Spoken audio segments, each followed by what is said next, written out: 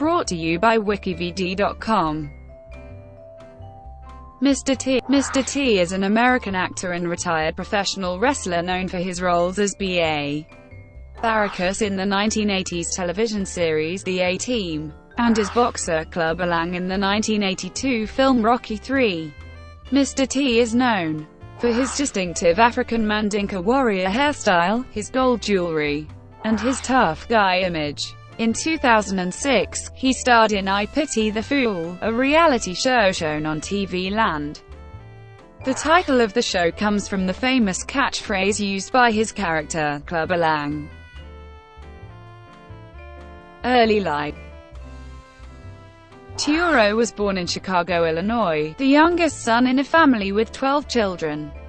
His father, Nathaniel Turo, Sr., was a minister. Turo, with his 4 sisters and 7 brothers, grew up in a 3-room apartment in one of the city's housing projects, the Robert Taylor Homes, in a poorly constructed building, in an area with high levels of environmental pollutants and the largest concentration of poverty in America. While growing up, Turo regularly witnessed murder, rape, and other crimes, but attributes his survival and later success to his will to do well and his mother's love. As to the adoption of his professional name, Mr. T, Turo stated that this decision was based upon his childhood impressions regarding the lack of respect from white people for his family. I think about my father being called boy, my uncle being called boy, my brother coming back from Vietnam and being called boy. So I questioned myself, what does a black man have to do before he's given the respect as a man? So when I was 18 years old, when I was old enough to fight and die for my country, old enough to drink, old enough to vote, I said I was old enough to be called a man. I self-ordained myself Mr. T, so the first word out of everybody's mouth is Mr. That's a sign of respect that my father didn't get, that my brother didn't get, that my mother didn't get. Turo attended Dunbar Vocational High School, where he played football, wrestled, and studied martial arts. While at Dunbar, he became the city-wide wrestling champion 2 years in a row.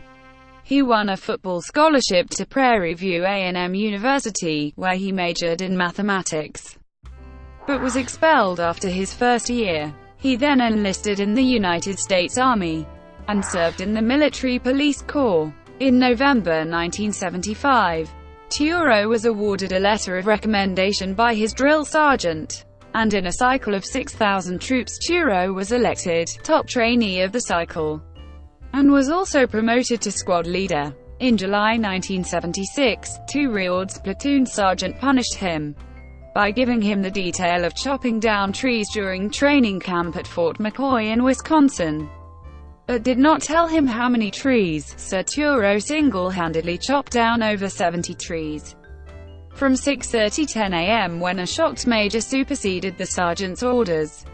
After his discharge, he tried out for the Green Bay Packers of the National Football League, but failed to make the team due to a knee injury. Turo next worked as a bouncer. It was at this time that he created the persona of Mr. T. His wearing of gold neck chains and other jewelry was the result of customers losing the items or leaving them behind at the nightclub after a fight. A banned customer, or one reluctant to risk a confrontation by going back inside, could return to claiming his property from Mr.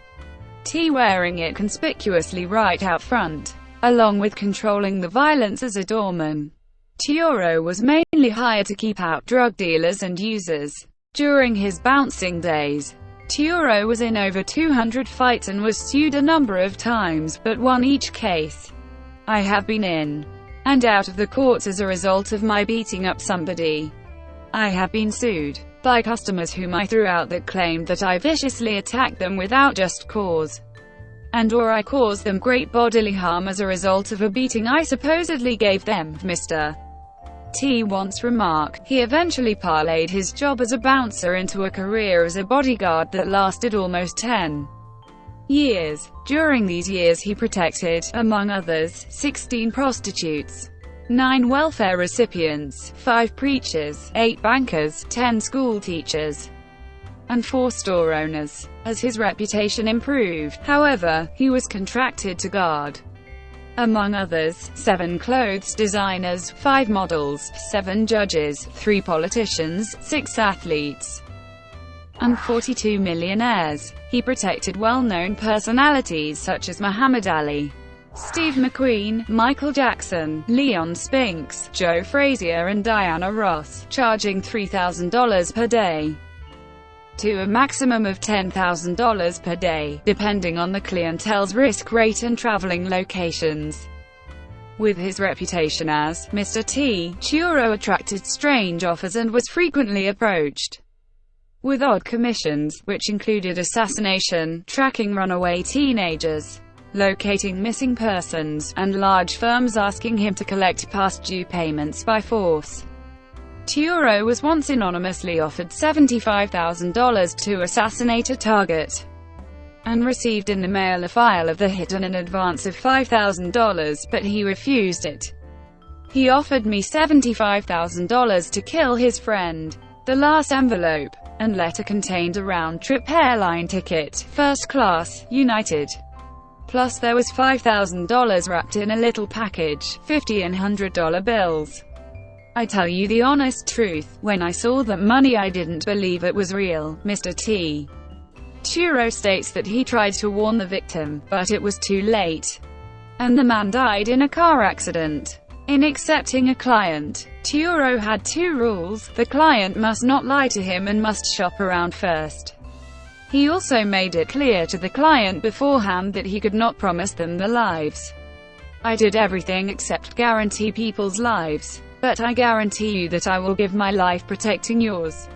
He carried a .357 Magnum and a .38 caliber snub-nose revolver. He weighed an average of. While he was in his late 20s, Turo won 2 tough man competitions consecutively. The first aired as Sunday Games on NBC TV under the contest of America's Toughest Bouncer, which included throwing a stuntman and breaking through a wooden door. For the first event, Turo came in 3rd place. For the end, 2 finalists squared off in a boxing ring for a 2-minute round to declare the champion, making it to the ring as a finalist. His opponent was a Honolulu bouncer named Tutefano Tuffy. Within 20 seconds, Mr. T gave the 6'5" competitor a bloody nose, and later a bloody mouth. He won the match, and thus the competition. The second competition was aired under the new name, Games People Play, on NBC TV. When interviewed by Bryant Gumbel before the final boxing match, Mr. T said, "I just feel sorry for the guy who I have to box. I just feel real sorry for him." This fight was scheduled to last 3 rounds, but Mr. T finished it in less than 54 seconds. Sylvester Stallone's line, "I don't hate him but I pity the fool," in the movie Rocky III is reputed to have been inspired by the interview. Thank you for watching, brought to you by WikiVidi.com. Please like and subscribe below.